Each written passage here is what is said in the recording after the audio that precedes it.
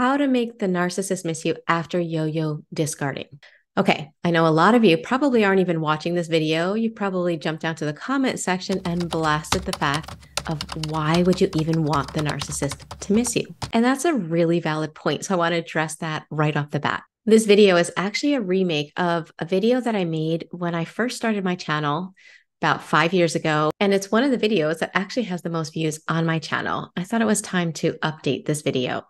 So first off, when I made that video, how to make the narcissist miss you after discard, I want to read the comment that I pinned on the channel. It says, "This video is so different from my normal message. I know a lot of you are probably shaking your head. However, the point of this video, if you watch it all the way through, is for those that are stuck and unable to move on. For them, this video is an eye-opener. Sometimes people get stuck in a thought. How could he or she not care? How could I mean so little? How could it not have been real? That thought is like a ball and chain around your ankle, preventing you to move forward. Do I think it's a good idea to live to make a narcissist miss you? No, of course not. But if it motivates those stuck to begin taking action to heal, well, that's another story." So just establishing the fact that this is for people that are stuck in yo-yo discarding, meaning the narcissist discards, reels you back in, discards, reels you back in. Now, this isn't just romantic relationships. Family members do this as well. They treat you so horribly that there's this rupture, and then they pull you back in with the love bombing. And so for people stuck in this scenario, it's awful. And I just want to normalize why you might be stuck is the fact that it has to do with cognitive dissonance. So you pour your feelings into a relationship, or you're dealing with family members that in your mind, family members love you and care. And yet they're doing all of these horrible behaviors that you're enduring, including this sadistic discarding that they do all the time, where now everything is over. So you have these two opposing thoughts and your brain gets stuck in cognitive dissonance. And imagine cognitive dissonance, like here are these two thoughts and your brain is ping-ponging back and forth, trying to wrap its mind around both of these opposite things that don't make sense together. When we're in cognitive dissonance, we can get stuck in that thought pattern where we're bouncing back and forth between these two opposing things that we can't take action. So when we're bridging the gap of the cognitive dissonance, what we're starting to do is help ourselves go from this place of how could they not care to being able to break free, to acceptance, to neutrality with what happened, and then we can move forward. Okay, but sometimes we have to first feel like we have to go through this process of, well, how could they not care? And from that place, there's energy, there's anger, there's frustration. And that gives us the energy to take steps. And these are the steps that are helpful to take from that place of how could they not care? That's horrible. There's more energy in anger than there is in shame. And so the anger pulls us up and helps us to move forward. So here are some steps that we can take from that place that help us to move in a direction of healing and moving forward. And that's what the point of that video was 5 years ago. Of course, when I watch it, I kind of cringe because I was really still in the thick of it. When I started this channel, I was really at the very beginning stages of my healing journey. So it's a bit, I don't know, bit of a throwback for me to watch those videos. But the information I feel is really valuable. So I want to go over the points that I mentioned in that video. Before I do, for those that don't know me, my name is Michele. I'm a survivor of narcissistic abuse. I'm now a trauma-informed recovery coach dedicated to helping people overcome narcissistic abuse and CPTSD. I'm also a somatic experiencing practitioner, which allows me to help people bring their nervous system on the recovery journey as well. And last but not least, I'm the founder of the Thriver School of Transformation, which is a monthly membership where thrivers from all over the world meet live on Zoom and we do the inner work to heal together. So I'll leave all my links here for anyone that's interested. Okay, so step number one, when you're in the process of being discarded, yo-yo discarded again, step number one is to maintain emotional discipline. In other words, when you see the discard coming, and I just want to say this is really hard to do because a narcissist will not discard you when you are expecting it. For example, let's say you're realizing that this is just not healthy for you and you want to end the relationship. It's at that moment where they treat you better. and they actually start changing how they are with you. Now, the purpose of this is not the fact that they're really changing, but rather they get a tremendous amount of narcissistic supply when they're able to reconvince you to trust them again. When they know that you're about to put down those boundaries and you're about to have one foot out the door, the thought that they can reconvince you again is a tremendous amount of narcissistic supply. And so they actually start showing you the things that you've been asking them to do, which is really sad because it shows that they know what you want. They know what makes you happy, and they purposely don't give it, except as bait to reel you back in. So they don't discard you when you're expecting it. They wait until they get you again, and then they discard. And it's like each time they do it, the wound is even more intense. It's more overbearing, and it breaks your spirit even more than the last time. So if this resonates with you, at that moment that you realize, wow, I got sucked in again, and now I'm getting spit out. It's important before that moment happens to understand that it will happen if you're in a relationship with a narcissist, because they are predictable creatures. They are creatures of habit. So when it happens, what you want to prepare yourself for is to remember that what they're hoping to do is get some kind of reaction from you. They want to see you sad. They want to see you angry. They want to see you desperate. They want to see you in fear. They want to see you begging or over explaining and trying to convince them. Any of those emotions, that's what they're hoping when they discard you. What they're not hoping for is a neutral reaction. And so if you can have a neutral reaction, and what that means is hopefully before it happens, you're watching this video and you're really wrapping your mind around the fact that it will happen and it has nothing to do with you, but their need to push away and pull back, their need to control and feel like they can control the emotions of someone else. So when that happens and you're neutral and you're like, okay, I agree, this isn't healthy. I'm totally on board. It's over. I'm glad we're having this conversation. You're actually giving them what they least expect. There's no emotion there. They're not going to like that. And don't be surprised if as a result, they try to twist it into making you think that you're the one that doesn't care, but they care. And by your reaction, you're not caring about the relationship. Be careful you don't get sucked in if they flip it because they're not seeing an emotional reaction from you. If they do that, just remember to be like, no, I'm just totally in agreement with you. In fact, I got to go. I'm going to get my things, or I have some stuff I have to do. I hope nothing but the best for you. If you can have that neutral reaction, for those that are stuck, when you can kind of see this reaction in them, you start to see something different. It kind of first, it opens your eyes because you start to see like, oh my God, like this is exactly what's happening. Everything that I'm hearing in these videos, this is what I'm living. As soon as I do this, they want me back.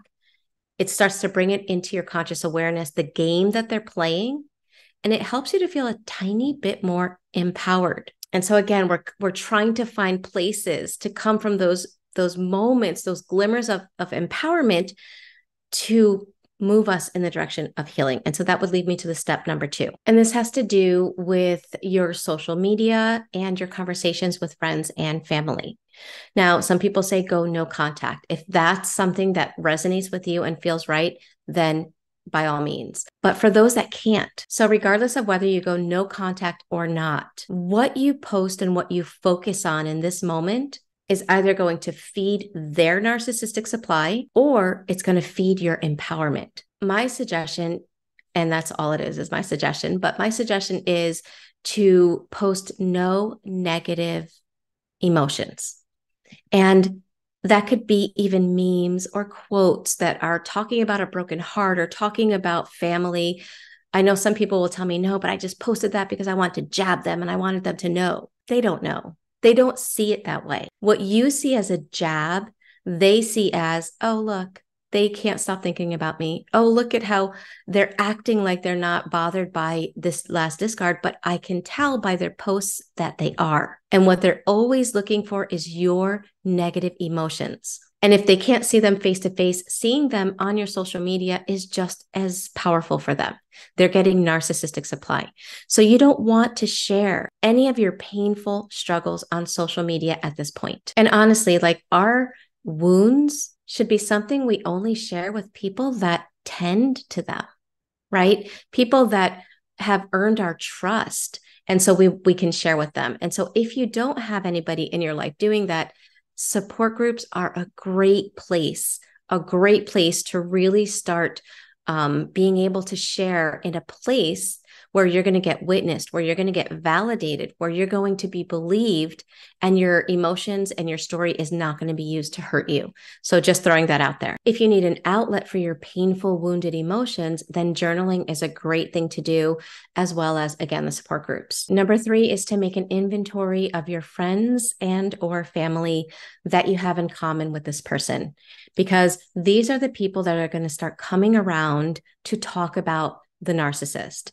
And they're usually going to do it in a caring way, or they're going to say things that make it like the narcissist cares. Like they may say something like, oh, so-and-so, I ran into so-and-so and he or she was, really sad. They're really concerned about you and they care so much about you. And they were talking so highly about you. And they really sounded, like they still care. Now, at that moment, your blood is probably going to boil because you know that that's all a facade. That care that they show to other people is never what you see behind closed doors. At that moment, just understand that this is their way of trying to get information through other people. And they can use people that weren't even close to them. They can use your best friend. I have had clients where they're like, my best friend didn't even like them when we were dating. Now they're super close. Or this family member, now they're best friends and I'm the odd one out. Like I have seen it all. I have seen narcissists divide people unbelievably. So be aware that everything you share is going to get back to the person. And if you share any kind of spite, like, oh yeah, they're saying that, but they're so full of this, that, and the other thing, and they're liars, or they never cared, and they did this, they did that. If you come across that way, it's going to cause people to look at you in a negative light and them in a positive light, because they're not talking about you that way. They're talking about you highly. So it does something in the minds of people. So that's one thing to remember. And the second thing is now they're going to go back and the narcissist is going to be like, oh, they're not posting anything, but look at how angry they still are. Look at all that resentment. I hear it through the way their friends or family are telling me that they're talking about me. So when they say, oh, so-and-so was so great and they're so sad and they care so much about you, it's better to be like, thank you for sharing that. And honestly, I hope nothing but the best for him or her, and then change the subject. And if the person keeps trying to bring it back, then you might have to end that conversation in a polite way. In these last 3 steps, what we're doing is we're cutting off any emotional supply that the narcissist is trying to get from you. By not giving supply to them, you can start replenishing you with your emotional energy. And that leads me to the next step. The first 3 are all about not doing things, right? We're refraining from doing things. Well, if we're stopping from doing several things, we need to replace it with actions that help. And this is the step where you start rebuilding you. You start getting in touch with your passions, the things that you loved that you weren't allowed to do because of the narcissist, or you were made to feel selfish for doing. You start putting time and energy into you, getting back in touch with your values. And honestly, at this point, you probably are going to need some kind of outside help. So getting a coach, getting a therapist, joining a group where people have been there and get it and are now healing can help inspire you as well. I'll leave the link to Thriver School of Transformation for anyone that's interested in that. But it's important to get yourself some help and support in this stage, because narcissistic abuse is not just about leaving someone toxic. It's then about rebuilding what they rewired inside of you. It's almost like they created a virus in your subconscious and it's affected your nervous system. It affects your brain. It affects your emotional states, your belief systems. And so there's a rebuilding that has to take place. When you do that and you're rebuilding, what you are basically doing in this, with these steps, is you're getting to a place of, you remember that cognitive dissonance.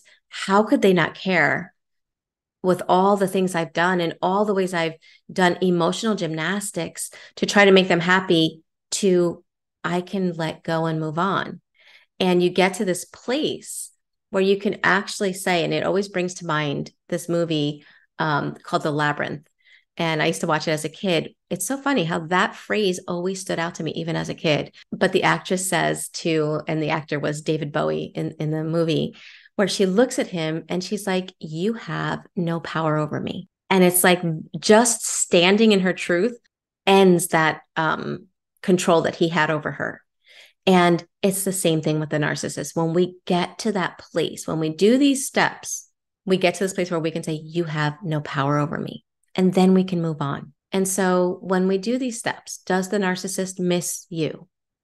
Yes and no. Yes, they miss the control. They miss seeing your reactions. They miss the power of playing with your emotions. They miss feeling like they can pull you in and spit you out whenever they feel like it. They miss you doing mental gymnastics to please them.